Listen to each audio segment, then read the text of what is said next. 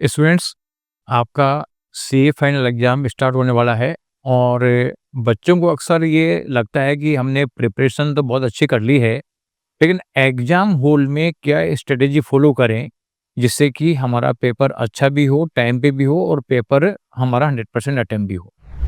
तो इस वीडियो को पूरा देखना और अपने दोस्तों को शेयर करना, साथ में वीएसआई का यूट्यूब चैनल ज़रूर सब्सक्राइब करके रखना।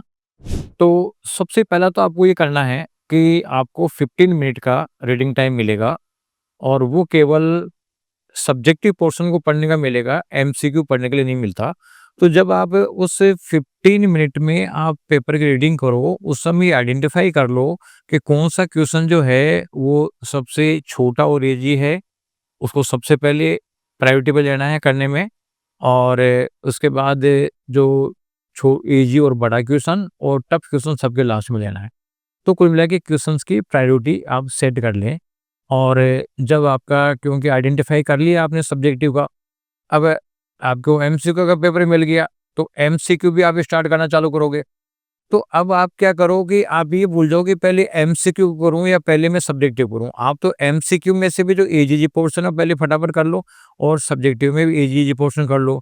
फिर मॉडरेट पोर्शन जो एमसीक्यू का करो और सब्जेक्टिव का करो और टफ क्वेश्चन जो है वो सबके लास्ट में करना है, चाहे एमसीक्यू का हो, चाहे वो सब्जेक्टिव का हो। तो ये तो आपको टाइम मैनेजमेंट करना है इस तरीके से।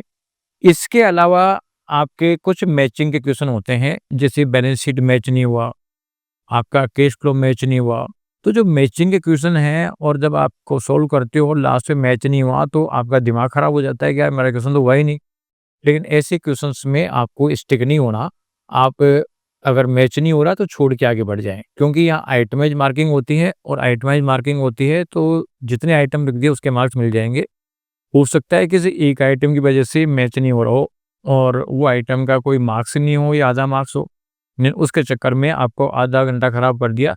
ये गलती आपको बिल्कुल नहीं करनी है।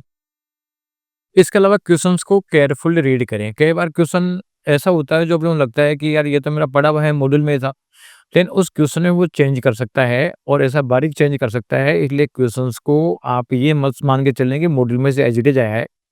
इस क्वेश्चंस में आप ये आइडेंटिफाई कर लें कि कोई नया पॉइंट तो ऐड नहीं किया है या फिर पुराने पॉइंट में कोई चीज़ें चेंज तो नहीं करी है। ये थोड़ा-सा आप लोगों को ध्यान रखना है। इसके अलावा जो आपका बैलेंस शीट है अकाउंट्स में, वो राइट फॉर्मेट में बनाना है। जैसे मान लो जो शेड्यूल 3 का है, वो शेड्यूल 3 के हिसाब से बनाना है और उसमें जो आपका वर्किंग नोट है, वो तो आप बैलेंस शीट से पहले या बाद में कहीं भी कर सकते हैं। फिर नोट्स जो अकाउंट्स है, वो बैलेंस शीट के बीच में नहीं आने चाहिए, वो बैलेंस शीट के बाद में आने चाहिए। तो ये इन चीज़ों का ध्यान रखना कि कौन-सी चीज़ हमें कहाँ करनी है।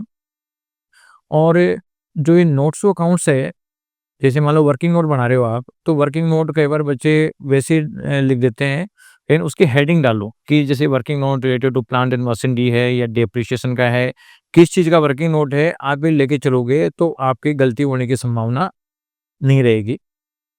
इसके अलावा कई बार बच्चों को लगता है रफ वर्क कहाँ करें, तो देखो रफ वर्क आप कॉपी में कहीं पे भी कर लो, उसको चाहे कट करो चाहे नहीं करो, कोई फ़र्क नहीं पड़ेगा। आप रफ वर्क के लिए पीछे करना और ये करना, इसके लिए आपको टाइम वेस्ट करने की बिल्कुल भी ज़रूरत नहीं है।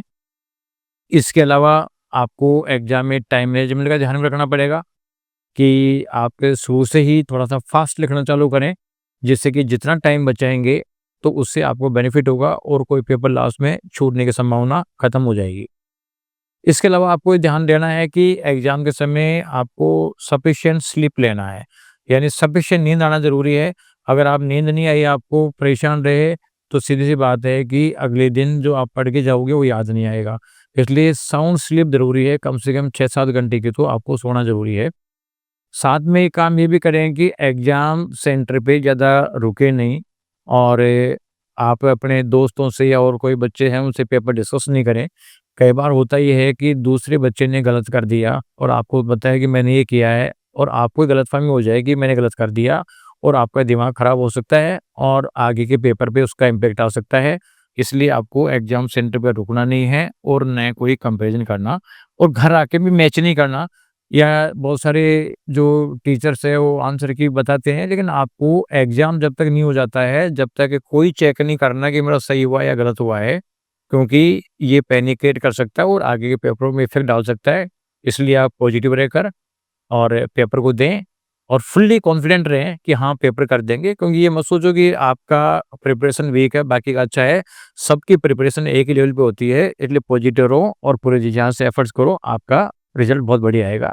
Thank you.